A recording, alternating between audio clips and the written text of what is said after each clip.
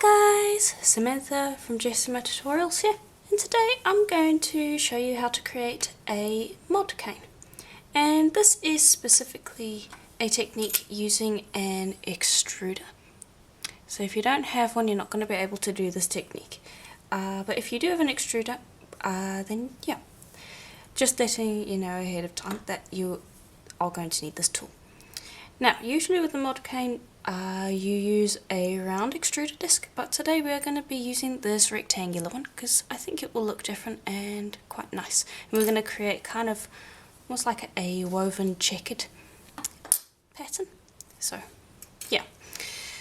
Got the colours here. This is Primer Orange, Primer White, Primer Turquoise, and Primer Butter Yellow. Let me double check that.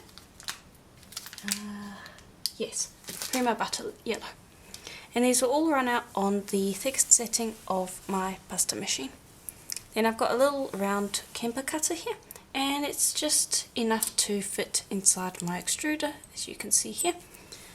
So just get a circle cutter that is close to the inside diameter of your extruder. And I'm just going to cut out an equal number of little discs from each. And we don't need a lot of clay.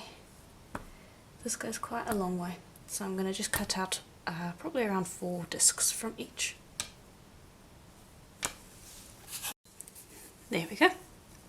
Then just grab the rest of that clay. You can roll that back out again and cut more from it, or you can put it back with the package. Okay, and there we go. Then I'm just going to go in the order, so I'm going to go orange, white, turquoise, butter yellow, and then back to orange.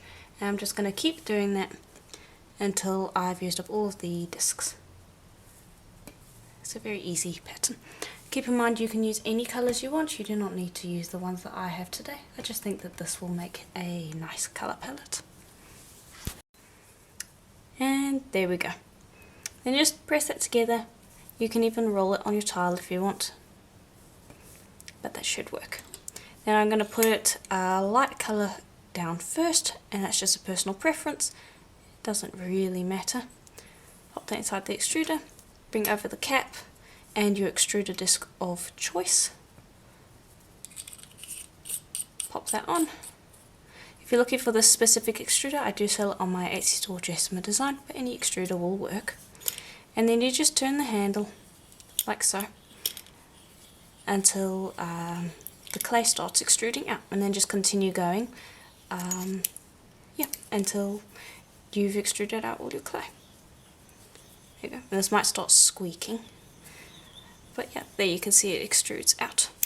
And also, if you're looking to get an extruder, I highly recommend one with a turn handle rather than one of the push extruders, because the push extruders you basically need to stand on to push the clay through, so I highly recommend a turn handle. Okay, and there we go, I've extruded the whole thing. Just going to break that off, and then just open that up and remove your disc, and there shouldn't be too much cleaning, at least with this extruder that I've got here. Basically just need to take that off and run a rag around the edge, and the rest of it does not matter all that much. I find that it's doesn't take that much. Just you can bring it back a little bit and you can clean it that way, but you shouldn't have to do too much cleaning. Okay, then for this you want to go to the beginning part where you first started extruding and just cut off a little bit. This part is generally it just doesn't have much of a pattern usually, so I like to cut that bit off. And I also like to trim off the right at the end, because it's a little mushed up once you cut it from the extruder, so I just like to trim off those pieces. Then just going to cut that in half.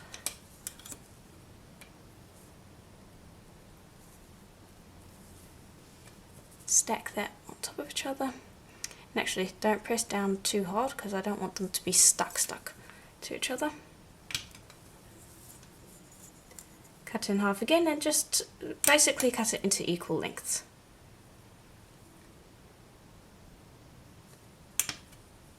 Okay, and you can see there what the pattern looks like. And I'm just going to cut it one more time.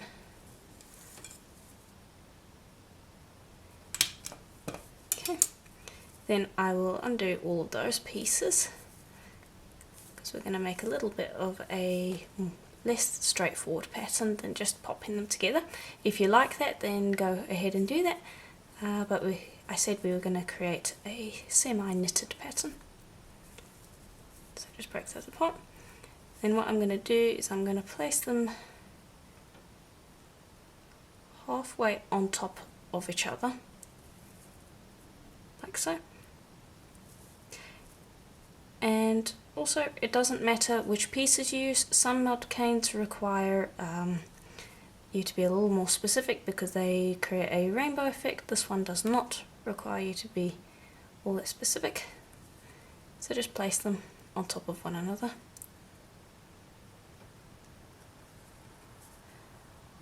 Like so. I'll show that off in just a moment. There you can see how that's going to create a little bit of a different pattern. Okay, there we go. If you want to have a bigger cane, then just use more clay. But what I'll do is I will trim up this top section, and I'm going to try to slot it in over here. So I'm going to push these pieces to the side and place these in so that we've got a little more of a square cane to work with. Now I'm trying to create a cane that does not use up too much clay, because extruders can very easily, canes in general can use up a lot of clay. There we go, that's a little more square. Just going to press down the top to get it popped together. There we go, and I just want to make a single pair of earrings, so I don't want to use up too much clay. There we go, that looks quite nice. And I'm not trying to reduce it at all, I'm just pressing it all together so that it's stuck and we can cut out some pieces to use. And it's a cute little cane. Okay. Okay. Now I'm just going to make sure that it's about the same thickness as my cutter. I don't need it to be as long because I've got something different planned for the earring, but it needs to be at least about as thick. It's a little smaller, so I'll just squish it down a little. But when we burnish it, it will expand in size. But yeah, that should work. Now we're going to cut out our slices. Let me bring over a nice sharp blade. And the end piece is always a little bit of a dud, so I like to just shave off the end piece essentially. Clean my blade, and I'm going to cut a decently thick slice, about the same thickness as the thickest setting on my pasta machine. There we go. And it does distort a little bit because the clay is still quite sticky, but that's fine, we can work with that. Cut out another piece that is about the same thickness for your second earring, and that one came out better.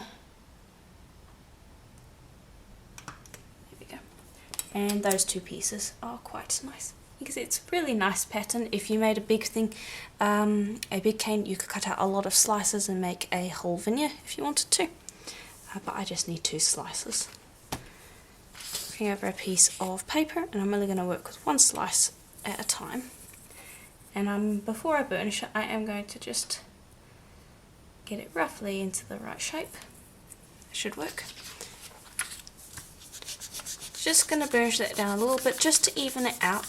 I cut a fairly even slice, so I shouldn't need to do too much. I'm going to make sure that that's enough for the cutter. Burnish a little more. There we go. That should have expanded it out a little bit. Enough for the cutter. Then I'm going to cut that at a angle. That's for the earring. And remember, when you go back to do the second earring, to cut it at the opposite, in the opposite direction, because it's an earring and so you want it to have mirror image. This is just the butter yellow rolled out, and this is a little thicker than it, but that's fine because we can burnish them together. I'm going to burnish with the line to keep it nice and straight, and then I'll burnish this down a little more so that it's about the same thickness. Okay, and that will burnish it together, and this will make it a nice double-sided earring as well. Here we go. And that should work. Before I cut that out, I am going to bring over a little micro circle cutter, which is what I'm going to do to cut the hole out. And I also am going to texture it, which is completely optional. I'm going to bring over this sandpaper, well not sandpaper, texture sponge. I've also got a little bit on the clay, that's fine. There we go. Okay, and I am going to test this out actually, because sometimes I have little black bits on it. Before you use your sponge or the part of the sponge that you're planning on using, always test it out to make sure that it doesn't have black parts, because sometimes it will pick up clay from previous projects and you won't have cleaned it off as well as you think you have, and then, well, you can't take it back once you've textured it and embedded those little black spots. So just check that the little corner that you plan on using is clean. And there we go. This will texture it up and give it a nice effect. Not sure how well the camera can pick that up. Then just going to place that down, make a slight mark of where I want to cut it so that I can get this in the right spot first. Press that down and remove it. Oftentimes it will stick in the micro circle cutter. That's fine, that's exactly what you want in this situation. This also might stick a little in the cutter because we are pressing down onto paper, but that's fine. Okay, and I've made a small hole because we're going to be making earrings out of it, so I don't need a big hole. There we go, and it did stick in the cutter a bit, but we should be able to press that out. Go. And grab the sponge just to flatten that out a little bit without using our fingers. And there we go, that's our first little earring. I'm going to make the second one. Remember, opposite side with the cut. Okay, and there we go. Got two earrings that are pretty much the opposites of one another. You're going to keep those on the paper, just plain printing paper, and you're going to bake that for a full hour at Primo's recommended temperature. Once that's baked, you're pretty much good to go. You can give them a buff. I might give them a buff just to bring out a little bit of a shine. You can sand the edges to clean it up. The back is not going to be textured, so if you want to sand that you can. But yeah, it's pure clay, so you don't have to have any varnish for this. So this is a nice project for beginners. The only thing that you need really is the mod cane. The extruder, I mean. Also, you can kind of do this without an extruder. I have actually done a tutorial, now that I remember, where I have done something very similar to this that didn't use an extruder. So I should have it linked in the description below. If I don't, please let me know in the comments below and I will put it back in, because I often forget to put these links in. But there is actually a way to create something similar that looks something similar to a mod cane without a extruder. So again, let me know in the comments if that's not in the description. But yeah, pop this into the oven for a full hour and then we can finish off.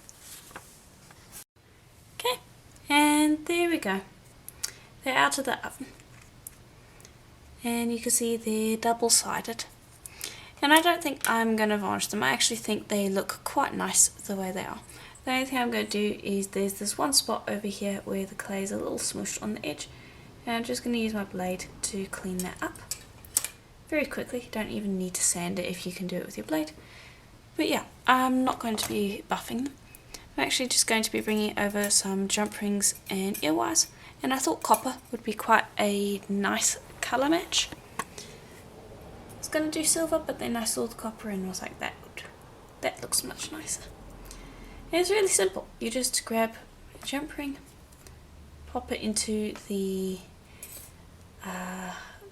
hole that you've already created.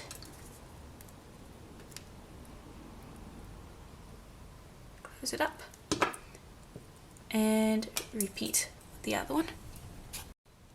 And that is really it. Very easy, very simple project. That actually, I'm really happy with how it turned out. I don't usually work with blue and orange together. It's not a colour combination I usually think will work, but I think it worked really well in today's project. Keep in mind you can use any colour combination you want, and again, there should be a link in the description below to a technique to make this kind of effect without an extruder. If it's not there, please comment in the comments below letting me know that it's not there, and it will be put in there very quickly. But yeah, I do hope that you enjoyed the tutorial. If you did, please do consider leaving a like on the video and subscribing, and I will see you in the next one. Bye for now.